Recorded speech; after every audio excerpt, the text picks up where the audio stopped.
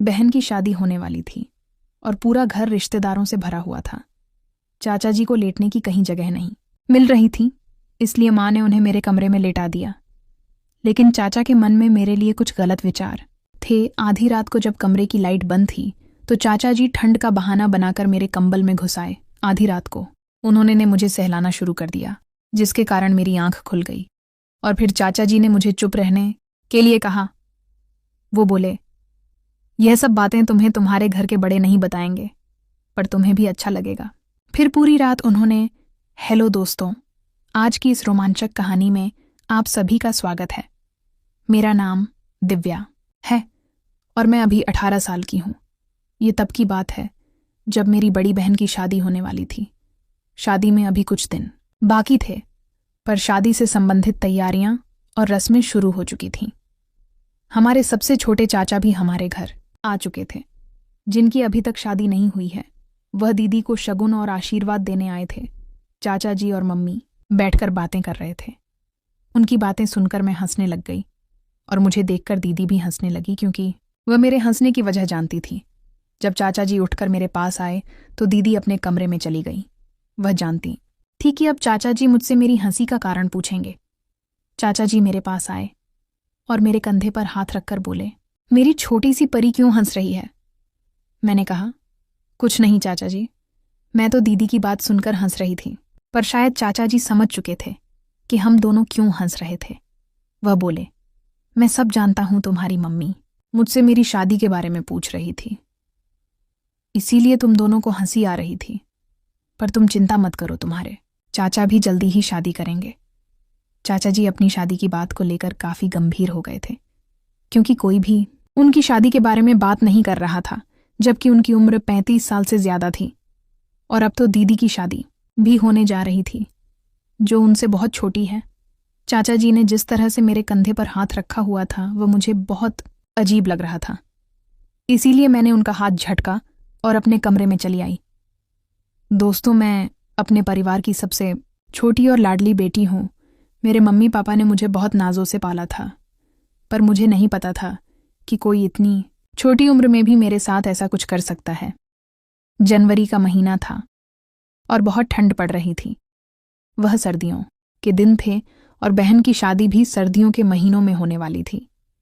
बहन की शादी की तैयारियां भी चल रही थी और साथ ही साथ मेरा स्कूल भी चल रहा था। आमतौर पर मुझे मेरी बहन ही स्कूल छोड़ने जाती थी, पर उसकी शादी की वजह से मैं पापा के साथ जाने लगी थी। पापा कभी कभी लेट भी हो जाते थे, पर मेरी माँ को स्कूटी चलानी नहीं आती थी, तो मेरे पास उनके अलावा कोई ऑप्शन नहीं था। एक रोज की बात है कि मैं स्कूल जाने के लिए तैयार हुई और हॉल में आ गई। तभी बाथरूम से पापा की आवाज आई, दिव्या, आधे घंटे रुको, मैं तैयार होकर आता हूं पापा की। ये बात सुनकर मुझे बहुत गुस्सा आया। मैंने पापा से कहा, पापा, आप मुझे रोज लेट करवाते हो। जब से आपने मुझे स्कूल ले जाना शुरू किया है, तब से मैं हर दिन लेट हो रही हूँ, जिस वजह से मुझे अपने टीचर से सजा मिलती है। अभी हमारी बातें चल ही रही थीं कि तभी चाचा जी उठकर आए और बोले, दिव्या, अगर तुम्हें कोई परेशानी ना हो तो चलो, आज मैं तुम्हें स्कूल छोड़ आता हूं। चाचा ने इतना कहा ही था कि पापा ने तुरंत उन्हें चाबी पकड़ा दी और बोले, अरे दिव्या को क्यों दिक्कत होगी, ये लो चाबी और इसे स्कूल छोड़ आओ पापा का। एक काम हल्का हो गया था। चाचा जी जल्दी से फ्रेश हुए और तुरंत स्कूटी निकाल ली और मुझे स्कूल छोड़ने के लिए निकल पड़े। मेरा स्कूल सुबह 7 बजे का था और आज मैं इतने दिनों बाद सही समय पर स्कूल जा रही थी। चाचा जी काफ़ी तेज़ स्कूटी चला रहे थे। वैसे तो मैं अपने पापा को पकड़कर उनके पीछे बैठती थी, पर आज मैं ऐसा नहीं कर सकती थी, क्योंकि चाचा जी के साथ ऐसा कुछ करने में मुझे अजीब लग रहा था। मुझे बहुत ठंड लग रही थी और कंपकपी छूट रही थी। थोड़ी दूर चलने के बाद अंकल ने मेरा हाथ पकड़कर अपनी कमर में डाल दिया और बोले, दिव्या, मैं तुम्हारी आवाज़ सुन सकता हूँ, शर्माओ मत, तुम आराम से मुझे पकड़कर बैठ सकती हो। हालांकि अंकल ने मुझे ऐसा करने को कहा भी था, लेकिन फिर भी मैं उन्हें पकड़कर नहीं बैठी। तभी अचानक से अंकल ने तेज़ ब्रेक लगाए और मैं उनके ऊपर गिर गई। जैसे ही मैं उनके ऊपर गिरी तो वह मेरे दोनों हाथ पकड़कर अपनी कमर के पास लाए और बोले, दिव्या, मैं फिर से कह रहा हूं कि अगर तुम्हें ठंड लग रही हो तो मुझे पकड़कर बैठ जाओ। मुझे बहुत तेज ठंड लग रही थी और मुझसे बर्दाश्त नहीं हो रहा था, इसीलिए मैं उन्हें पकड़कर बैठ गई। उस दिन मैंने अंकल की बात मान तो ली थी, लेकिन शायद यह मेरी सबसे बड़ी गलती थी। मैंने उनकी बात पर ज्यादा ध्यान नहीं दिया था, लेकिन उनके स्पर्श में कुछ खास बात महसूस हुई और उस दिन के बाद से वह मेरे साथ कुछ अलग तरह से पेश आने लगे। उस दिन चाचा ही मुझे वापस लेने भी आए थे। लौटते वक्त वह मुझसे कहने लगे कि मैं अपना हाथ उनकी कमर पर रख लूं, लेकिन उस वक्त तक धूप निकल आई थी और मुझे ठंड नहीं लग रही थी, इसलिए मैंने साफ साफ मना कर दिया। उस दिन के बाद से चाचा जी मुझे रोज स्कूल छोड़ने आने लगे। धीरे धीरे मेरा उनको पकड़कर बैठना आम बात हो गई थी और अब मुझे अजीब भी नहीं लगता था। पहले तो मेरी माँ मेरे बालों में तेल लगाकर अच्छी सी छोटी बना देती थी, लेकिन दीदी की शादी की वजह से वह मुझ पर बिल्कुल ध्यान नहीं दे रही थी। पिछले कुछ दिनों से मैं एक ही छोटी बांधकर स्कूल जा जाने लगी थी और वापस आते आते मेरे सारे बाल अस्त व्यस्त हो जाते थे। उस दिन घर आते ही सबसे पहले मैंने अपनी स्कूल ड्रेस बदली और बाल खोलकर शीशे के सामने बैठ गई।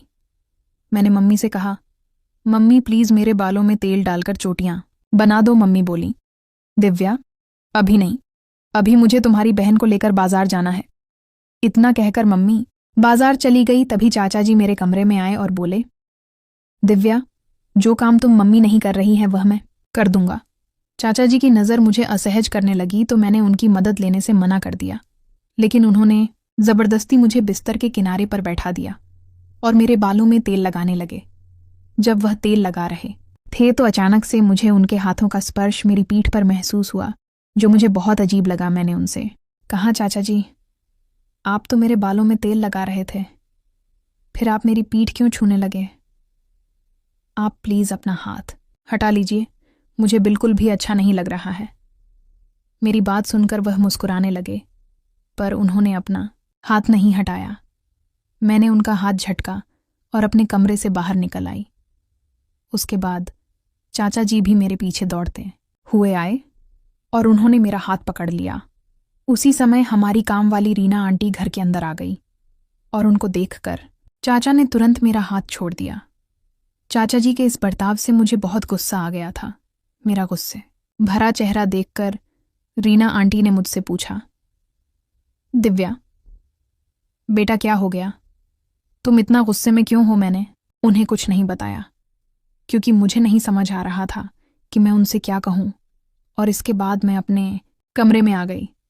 मेरे जाने के बाद रीना आंटी ने चाचा जी से पूछा कि दिव्या इतना गुस्से में क्यों है? तो चाचा जी बहाना करते हुए बोले, आज स्कूल से वापस आते समय मैंने उसे चिप्स नहीं दिलाए, बस इसीलिए मुझसे नाराज है। चाचा जी अपना गलत बर्ताव छुपाने के लिए झूठ बोल रहे थे, इसीलिए वह मुझे किसी से ज्यादा बात नहीं करने देते थे। रीना आंटी अपना सारा काम खत्म करके अपने घर चली गई और मैं भी खाना खा के अपने कमरे में आ गई। मम्मी और दीदी अभी तक वापस नहीं लौटी थी। मैं अपने कमरे में लेटी हुई थी। मेरा अपना एक अलग कमरा था जो ज्यादा बड़ा नहीं था, मुश्किल से 1-2 लोगों के रहने भर की जगह थी। मैं लेट के अपनी किताबें पढ़ रही थी, तभी मैंने किसी के कदमों की आहट सुनी। मैंने जल्दी से अपने कमरे की लाइट बंद कर दी और खुद को कंबल से ढक लिया, क्योंकि मुझे पता था कि घर पर मेरे और चाचा जी के अलावा और कोई नहीं है। मैं सोने की एक्टिंग करने लगी। तभी चाचा जी मेरे कमरे में आए और मेरे कमरे की लाइट जला दी, फिर मेरा नाम पुकारने लगे। जब मैं नहीं उठी तो उन्होंने मेरा कंबल हटा दिया। उनकी इस हरकत से मुझे बहुत गुस्सा आया। मैंने कहा, आपकी हिम्मत कैसे हुई मुझे गलत तरह से छूने की और मेरे साथ बदतमीजी करने की? मुझे गुस्से में देखकर वह एकदम शांत हो गए और बोले, बेटा मैं उस समय तुम्हारे साथ गलत हरकत नहीं कर रहा था। तुम्हारे कुछ बाल तुम्हारे फ्रॉक की जिप में फंस गए थे, मैं तो बस उन्हें हटाने की कोशिश कर रहा था, लेकिन तुम नाराज हो गई और बाहर चली गई। उस समय मुझे लगा कि शायद चाचा जी सही बोल रहे हों। मैंने कहा, ठीक है, लेकिन अभी आप यहाँ क्या कर रहे हो? वह बोले, मैं सिर्फ तुमसे बात करने आया था, क्योंकि मैंने देखा है कि इस घर में सब तुम्हारी बड़ी बहन को ज्यादा महत्व देते हैं, तुमसे तो कोई बात भी नहीं करता है। आज ही मैंने देखा कि जब तुमने अपनी मम्मी से बालों में तेल डालने के लिए कहा तो वह तुम्हारी बात टालकर बाजार चली गई। शादी की तैयारियां भी जरूरी है, पर सबको यह भी देखना चाहिए कि इस घर में एक और बेटी है जिसको देखभाल की ज़रूरत है। मैं अन्याय बर्दाश्त नहीं कर सकता। मैंने देखा है कि इस घर में कोई तुम्हारी परवाह नहीं करता, लेकिन तुम चिंता मत करो, मैं हमेशा तुम्हारा ख्याल रखूंगा। और अगर मैं भी नहीं आया होता तो तुम्हारा ख्याल रखने के लिए कोई भी नहीं होता। चाचा की बातों में सच्चाई थी। काफ़ी दिनों से मैं भी यह महसूस कर पा रही थी कि मेरे घर में किसी को मेरी परवाह नहीं थी। सब मेरी बहन की शादी में व्यस्त थे। मेरी पढ़ाई और खानपान भी ज़रूरी था, लेकिन मेरे माता पिता ये सब भूल गए थे। मैं कोई बच्ची तो नहीं थी जो घर वालों के व्यवहार पर ध्यान ना देती। चाचा को इस तरह मेरी चिंता करते देख मुझे अच्छा लगा, क्योंकि काफ़ी दिनों बाद मेरे बारे में किसी ने कुछ सोचा था। मैंने उन्हें गले लगाया और उन्होंने भी मुझे गले लगाया। मैंने उस दिन के बाद उनकी अच्छी सोच के लिए उनका धन्यवाद किया, और इसी वजह से मेरे मन में चाचा जी की एक अच्छी इमेज बन गई थी। अब से मैं जब भी घर आती थी तो चाचा जी मुझे बड़े प्यार से गले लगाते थे और अपने हाथों से खाना खिलाते थे। वह मुझे अपना मोबाइल फ़ोन भी दे देते थे। इससे पहले मुझे कोई भी मोबाइल का इस्तेमाल नहीं करने देता था। चाचा जी मेरी मन की बात समझ लेते थे और इसीलिए वो मेरे फेवरेट बन चुके थे। एक रोज़ की बात है, मैं चाचा जी का मोबाइल देख रही थी, तभी माँ मेरे कमरे में आ गई और मेरे हाथों में फ़ोन देखकर गुस्सा करने लगी। मुझे भी गुस्सा आ गया। मैंने कहा, अगर मैंने थोड़ी देर मोबाइल इस्तेमाल कर लिया तो इसमें गलत क्या है, और वैसे भी आप लोग तो भूल ही गए हो कि आपकी एक बेटी और है। उस दिन मैंने माँ के साथ बहुत बुरा व्यवहार किया था। अब मैं चाचा जी के साथ कुछ ज़्यादा समय बिताने लग गई थी। मुझे ऐसा लगने लगा था कि बस चाचा ही मेरे दोस्त हैं, पर वह मेरे साथ कुछ ऐसी हरकतें कर रहे थे जिसके बारे में मुझे कोई जानकारी नहीं थी। एक दिन स्कूल की छुट्टी होने की वजह से मैं सुबह 10 बजे उठी। मैंने बाहर आकर देखा तो सब नाश्ता करके अपने अपने काम पर जा चुके थे और घर में केवल मैं और चाचा जी ही थे। मैंने भी नाश्ता किया और नहाने चली गई। नहाने के बाद मैं अपने कमरे में आ गई और तभी चाचा जी भी मेरे कमरे में आ गए। उनको सामने देख मैं चौंक गई और पर्दे के पीछे छुप गई और बोली, चाचा जी आप प्लीज़ थोड़ी देर के लिए बाहर चले जाइए, मैं बस चेंज करके आती हूँ। पर चाचा जी ने मेरी एक नहीं सुनी। उन्होंने मेरा हाथ पकड़ा और मुझे पर्दे के बाहर खींच लिया। वह बोले, दिव्या